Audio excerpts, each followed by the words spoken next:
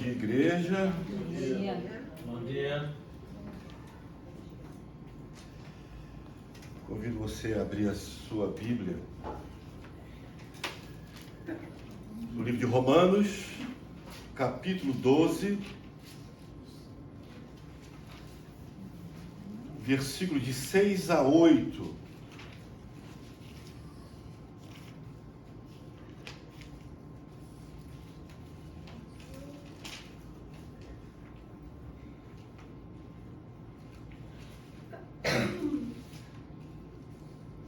Todo mundo achou? Amém. Amém.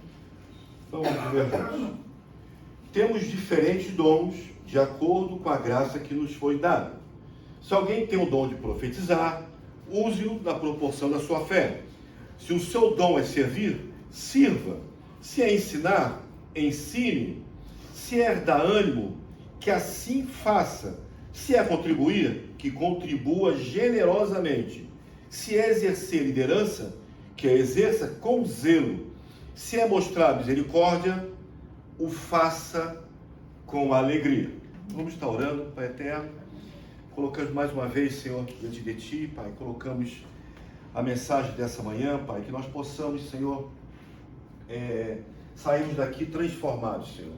Diferente da maneira que entramos, que possamos, Senhor, em nome de Jesus, Senhor, realmente, Senhor, sermos desafiados pela Tua palavra, Pai, para que nós possamos, Senhor, utilizar nossos dons e talentos, Pai, para a edificação, Senhor, da Tua igreja, Pai, para que a Tua igreja possa continuar na sua missão na terra, Pai. É em nome do Teu Filho Jesus Cristo que nós oramos.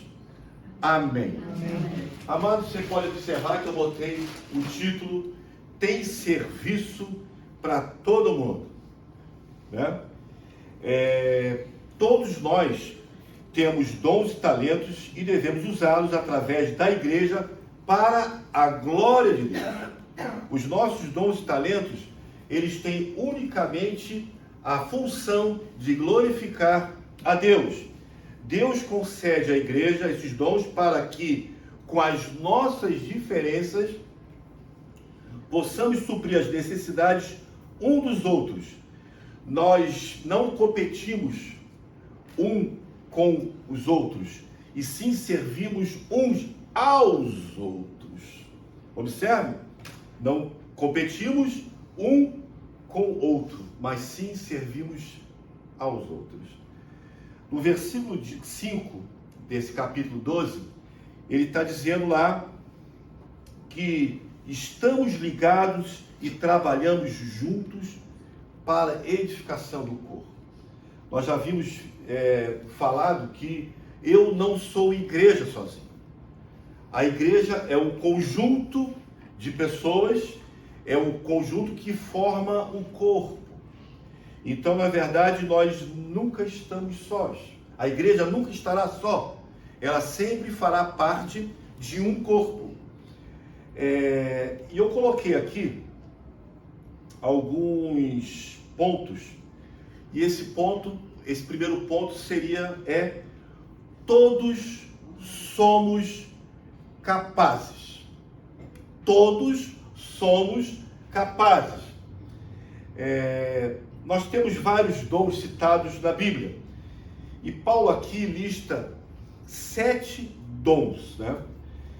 Não é uma lista exaustiva, e existe outros livros que são referência. Olha só que interessante.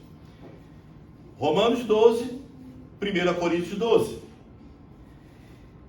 Efésios 4, 1 Pedro 4. Então são 2:12 e 2:4, né? Isso é só para ilustrar uma curiosidade, né? Então, como nós vimos, dons espirituais são dados por Deus para determinados membros conforme as necessidades da igreja. Conforme a igreja vai necessitando, o Senhor vai acrescentando à igreja dons e talentos. Porque é algo que é Deus que traz, é Deus que dá, igual a fé. Ela é acrescentada na nossa vida por Deus, para o mesmo motivo, para que ninguém se ensoberbece. Tá certo, né? Então, o dom é dado às pessoas para que ela aplique isso na igreja, não para a honra e glória do Senhor, não para eu me achar, não para que eu me ache melhor do que qualquer um de vocês, ou vocês acharem que são melhores do que eu. Nós todos somos iguais diante de Deus. Eu coloquei aqui, nós vamos falar daqui a pouco, na igreja não existe hierarquia. Nós estamos acostumados com essas igrejas onde o pastor, ele parece que é o dono da sua vida. Ele precisa saber o que você come, o que você fala, com quem você anda, e tem que passar pelo crivo dele, se você pode ou não pode. Isso, na verdade, são coisas criadas pelo homem. Então, como a gente está falando, os dons da igreja, eles são acrescentados para que nós possamos auxiliar uns aos outros. Esses dons, como eu botei assim, não significa cargo, não é um cargo, e sim ações. Então nós vamos ver quais são esses dons. E eu botei um título: identifique o seu dom. Primeiramente devemos fazer uma distinção. Aqui é o dom da profecia, que é o primeiro. Está no versículo 6. Né? Vamos lá. Temos diferentes dons de acordo com a graça que foi nos dada. Se alguém tem um dom de profetizar, use na proporção da sua fé. O que é que nós temos que entender o que é dom de profecia? Primeiramente, a gente tem que fazer uma distinção entre o ofício de profeta do Antigo Testamento com o dom de profecia no Novo Testamento. Hoje não há mais profecias no sentido dos primeiros profetas, que tornaram o fundamento da igreja. Paulo escreve aos Efésios que somos membros da família de Deus, edificados sobre o fundamento dos apóstolos e dos profetas, tendo Jesus Cristo como pedra angular. Portanto, hoje, qualquer manifestação desse dom tem que estar alinhada à doutrina dos apóstolos e os profetas originais. Deus não revela hoje uma nova verdade, porque toda a verdade já foi revelada. Então, profetizar hoje significa entender as Escrituras e explicá-las.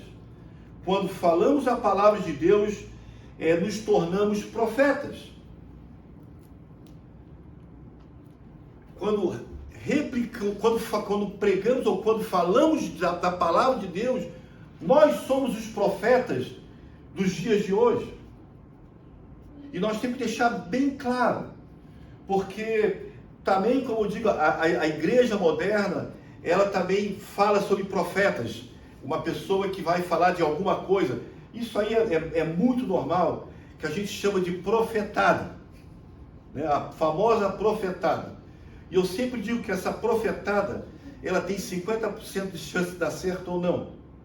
Particularmente, se nós olharmos a palavra, nenhuma profecia de um profeta, ela falhou. Não existe a possibilidade de uma profecia não ter a ação final dela. Então nós temos que tomar cuidado com os profetas da atualidade. Muito cuidado. E se alguém pregar a palavra, seja que nem um Berean, vá lá e vê se o que está sendo falado condiz com o que as Escrituras falam. Esse é o papel é o nosso papel e o papel do profeta. Depois nós temos aqui, ele vai falar no versículo 7, o dom de serviço, que vai falar, se alguém tem um dom, se o dom é servir, sirva. Então, a palavra, essa palavra, trata-se da palavra diaconia, que significa serviço prático. Quem tem esse dom é extremamente prestativo. Não necessita desse carro como tem o Paulo e a Érica, que são diáconos, mas eu tenho um exemplo aqui na igreja de uma pessoa que tem o dom de serviço. O nome dele é Lourenço. Eu chego aqui, ele fala assim: Betão, o que é que eu preciso fazer? E ele vai na minha frente para poder ajudar. Isso é uma diaconia, ou seja, eu não peço para ele, ele faz isso de livre, espontânea vontade. E mais interessante que eu falei, que eu vi, que a gente observa, ele faz isso com alegria. Sabe por quê? Porque ele serve. Isso é o dom de serviço. É quando a pessoa, ela se dispõe a servir com alegria. Não é uma obrigação, eu não peço para ele, não precisa pedir para ele. Ele mesmo se dispõe a fazer. Isso eu acho sensacional. Continue assim, Lourenço. Dom de ensino, continuando aí no versículo 7. Se é de ensinar, ensine. Então, trata-se da pessoa que não apenas proclama a palavra de Deus, como também apresenta uma habilidade pessoal para o estudo e alegre-se em compartilhar esse conhecimento. Percebeu que a palavra alegria, ela faz parte dos dons? Quando a aplicação dos dons da nossa vida, nós temos que fazer com alegria. E eu vejo isso no nosso Rodrigo. O Rodrigo, ele ensina de uma maneira, com uma maneira muito legal. Porque além de ter conteúdo, ele tem graça. Então, como a gente fala, olha como é que a gente está começando a descobrir os dons que a igreja tem. Lourenço já tem um dom de serviço. O Rodrigo, além de pregar, ele também tem um dom de ensino. E faz isso muito bem. Para a honra e glória do Senhor. Né? Dom de exortação. Versículo 8. Se é de dar ânimo, assim faça. Por que eu falo exortação? Porque a exortação não é a pessoa que chega e aponta o dedo. Exortar é a habilidade de estar ao lado da pessoa para encorajá-la, fortalecê-la, consolá-la. Ensino e exortação andam juntos. Eu não posso exortar e eu não posso ser exortado por alguma pessoa que fale o que ela sente. Toda exortação, e nós temos que entender aqui, abrir um parênteses aqui. Nós tivemos um estudo quinta-feira sensacional sobre o perdão. Mas para que a ficha caísse, nós tivemos que falar que aquele perdão que nós estamos estudando é o perdão bíblico.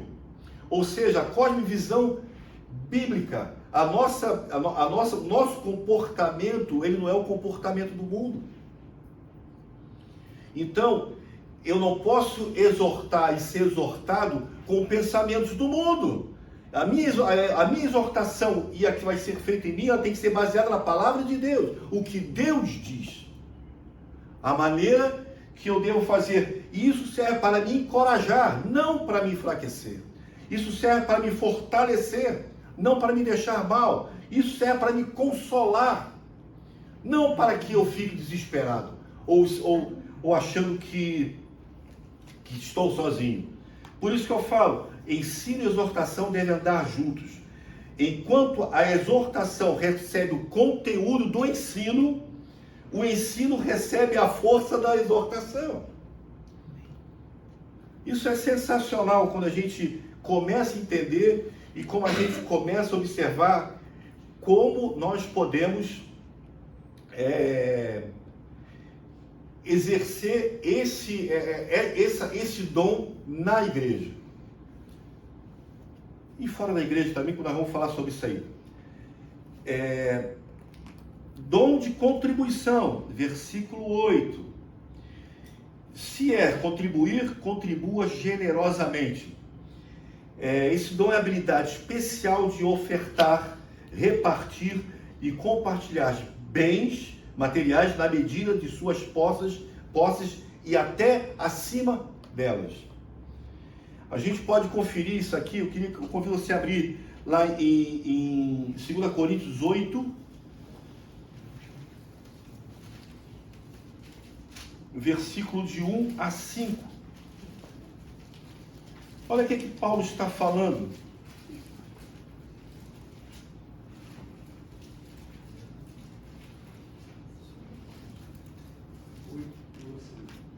Segunda Coríntios 8, versículos de 1 a 5.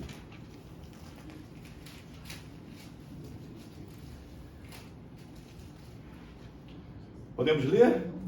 Amém. Diz o seguinte: agora, irmãos, queremos que vocês tomem conhecimento da graça que Deus concedeu às igrejas da Macedônia. No meio da mais severa tribulação, a grande alegria e a extrema pobreza deles transbordaram em rica generosidade, pois dou testemunho de que eles deram tudo quanto podiam e até além do que podiam, por iniciativa própria. Eles nos suplicaram insistentemente pelo privilégio de participar da assistência aos santos. E não somente fizeram o que esperávamos, mas entregaram primeiramente a si mesmo, ao Senhor e depois a nós, pela vontade de Deus. Que coisa maravilhosa o que Paulo está falando sobre a igreja da Macedônia. E ele fala que eu quero que vocês saibam, eu quero que vocês conheçam a graça que Deus derramou sobre a igreja da Macedônia, a espontaneidade e a liberação total de contribuição. Muitas vezes pensamos que só pode contribuir aquele que tem. Interessante, na verdade, a contribuição, ela é feita por quem quer. Observamos ressaltar que não está ligada à quantidade, sim à disponibilidade de fazer. Ou seja, devemos contribuir como sendo um privilégio e não como obrigação e peso, e com alegria. Algo sensacional isso. Depois nós vamos ver dom de liderança, continuando no versículo 8, que vai falar o seguinte: se exercer liderança, que exerça com zelo, com responsabilidade. Líder não é exercer autoridade, e sim estar diante de alguém para guiá-lo. Liderar é inspirar confiança nos outros, disposto a correr risco e enfrentar perigos para defender os liderados. Liderar é servir e não ser servido. Talvez um grande susto que os próprios discípulos perceberam quando Jesus falou: eu vim aqui para servir, não para ser servido. De igual forma, igrejas hoje usam, a liderança usa essa autoridade, como falei, para dominar a igreja. E não é esse o papel do líder. O papel do líder, na verdade, é estar à frente da igreja, é estar inspirando confiança. Não por uma autoridade, mas pela sua sensibilidade. Essa é a palavra. Nós hoje precisamos de líderes na igreja, de homens, mulheres capazes de inspirar confiança nos outros. Saber algo que eu acho sensacional. Quando alguém precisa de uma ajuda, precisa de um conforto, e a gente busca numa pessoa que a gente reconhece quem ela é. A gente reconhece que nela existe uma autoridade, mas não autoridade imposta, uma autoridade dada pelo Senhor, no qual nós confiamos, porque essa pessoa confia no Senhor. E depois temos aqui, no versículo 8, terminando o versículo 8, que vai falar sobre o que é misericórdia. Mais uma vez, ele vai falar, faça com alegria. É o dom que leva o cristão a se envolver com os outros nas dificuldades e socorrer no tempo da angústia, fazendo com espontaneidade e alegria. É o dom do consolo. Quando esse dom se identifica, quem tem esse dom, ele se identifica com os que sofrem. O autor de Hebreus escreveu: lembre-se dos que estão na prisão, como aprisionados com eles. Dos que estão sendo maltratados, como se você mesmo estivesse sendo maltratado. Isso é dom de misericórdia. O dom de misericórdia não é aquele que você dá um tapinha nas costas e fala assim, tudo bem, vai dar tudo certo. Não te preocupa que vai dar tudo. Isso não é o dom de misericórdia. Isso é o dom, às vezes, de lavar as mãos diante de uma possibilidade de você poder arregaçar suas mãos junto com o necessitado, as suas mangas junto com os seus necessitados. A aplicação, nós temos aqui 4 aplicações desse texto. A primeira é: pertencemos uns aos outros e precisamos um dos outros. Então, mais uma vez, aquela pegadinha. Pertencemos uns aos outros e dependemos um dos outros. Dependo de você e pertenço a você e dependo de você. Todos somos importantes para o corpo e devemos ser úteis um com os outros com os nossos dons. Para fazer um dos livros que eu utilizo para poder acompanhar essa série, eu uso o livro do pastor Augusto Nicodemos. E ele diz que em nenhuma lista dos dons de Deus no Novo Testamento, no Antigo Testamento, aparece o dom de esquentar no banco. Portanto, a vontade de Deus para a nossa vida passa pelo nosso envolvimento com o reino dele. Primeira aplicação: envolva-se com o reino, envolva-se com a igreja. Segundo, os dons são dados à igreja e seus membros, porém, os dons são dados à igreja e seus membros, porém, não deve ser usada somente no contexto da igreja.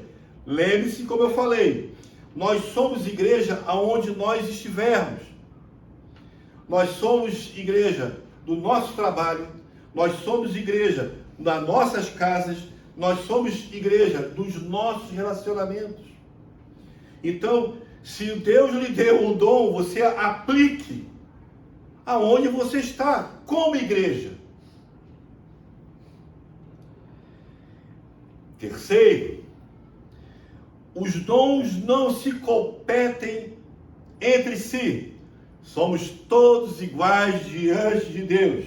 Não existe hierarquia nos dons. Cada um possui uma função importante no corpo de Deus. Ninguém é colocado de lado. Ninguém é melhor do que ninguém. Um pastor não é melhor do que um diácono. Um diácono é melhor do que um porteiro. Um porteiro não é melhor, apesar de que a gente tem aquela brincadeira que o porteiro é aquele cara que acha que é dono do prédio. Mas não é isso. Não existe, como eu falei, essa hierarquia. Todos somos iguais. Funções diferentes. O pastor, ele prega e ora, ele ensina, prega e ora pela igreja. O diácono cuida da igreja. O que toca, faz o louvor da igreja. O que mexe no computador, traz isso aqui.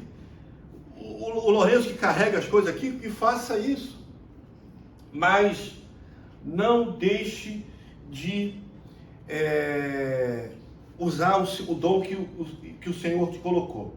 E a quarta e última é algo que eu quero falar para vocês. Não me pergunte qual é o seu dom. Não sei. Porque geralmente alguém fala assim, tá, mas qual é o meu dom? Não sei. Quem tem que saber do seu dom é você. Então, ore ao Senhor e se permita a servi-lo para a honra e glória dele. O papel da função de um dom na igreja é para glorificarmos o Senhor. Não é para agradar o pastor ou agradar alguma pessoa. Não, agradamos somente ao Senhor. O nosso papel está aqui para que, através dele, nós honremos e glorificamos o Senhor. E é isso que é um apelo à igreja. Muito bem colocado pelo pastor Augusto Nicodemos. Não existe esse dom de ficar sentado.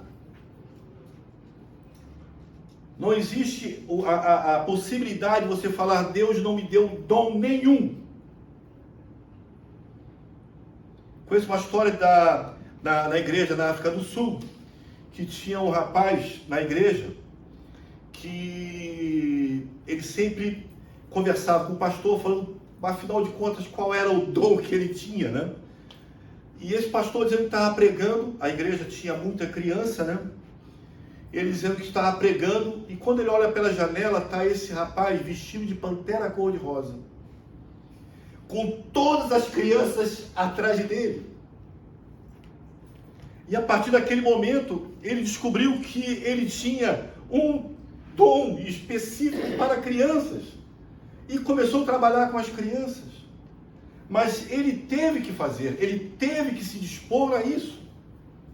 E outra coisa, como nós vimos aqui, muito bem colocado quando foi falado pelo Spurgeon, nada impediu que ele fizesse a obra do Senhor, nada impediu que ele trabalhasse na obra do Senhor. Se estamos com dificuldades, se estamos passando por momentâneas dificuldades, não impede que eu continue trabalhando e servindo ao Senhor. A igreja, ela precisa se movimentar. A igreja, ela precisa ter uma apresentação diante do mundo em que vivemos. Ela tem que contagiar, não contaminar como algumas têm feito. Nós precisamos contagiar as pessoas têm que olhar em cada um de nós e achar uma diferença. Porque fazemos diferença, porque somos igreja, porque participamos de um corpo de uma igreja. Nós somos cuidados, somos tratados, nós somos ensinados. E eu quero fazer um apelo a você, mais um apelo. Se você ainda não entendeu ou percebeu qual é o dom e talento que você tem para ser aplicado no corpo da igreja, que você ore ao Senhor, que você se disponha ao Senhor, que você possa orar, Senhor, eu quero ser útil aonde eu frequento, aonde eu sou membro, porque eu sei que a igreja precisa, porque a igreja precisa crescer. A igreja precisa de pessoas dispostas a estarem aqui pregando. As pessoas precisam de pessoas dispostas a estar cuidando de pessoas, cuidando de grupos. E quem vai fazer isso? Nós vamos fazer. Não sou eu, não é o Rodrigo. Nós vamos fazer. Se disponha os seus dons e seus talentos para a obra do Senhor. Amém, amados? Amém. Vamos estar orando. Pai eterno, queremos colocar diante de Ti, Pai, o que foi falado hoje, Pai. Sabemos, Senhor, que Tu concede os dons à igreja, Senhor. Então nós vamos pedir a cada um aqui, essa manhã, Pai, que sejamos desafiados, Senhor, a aplicarmos aquilo que Tu colocasse em nossas mãos, o trabalho na igreja, Pai. A Tua palavra diz que a ceifa está pronta, mas poucos são os ceifeiros, Senhor. Poucos são os que trabalham. Então nós pedimos em nome de Jesus, Senhor, levanta aqui trabalhadores, Senhor. Homens e mulheres, Senhor, cheio do Teu Espírito Santo, Pai, cheio do Teu dom e talento, Pai, para que possamos fazer a diferença nessa terra, Pai.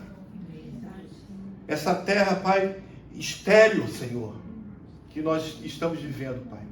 Levanta aqui homens, mulheres, jovens, crianças, Pai, dispostos, Senhor, a estarem fazendo diferença nesse tempo, Pai. E nós oramos em nome do Teu Filho Jesus Cristo, que deu a sua vida por cada um de nós, Senhor, para que através dessa doação tivéssemos vida e vida em abundância, Pai. Em nome de Jesus, amém, amém e amém.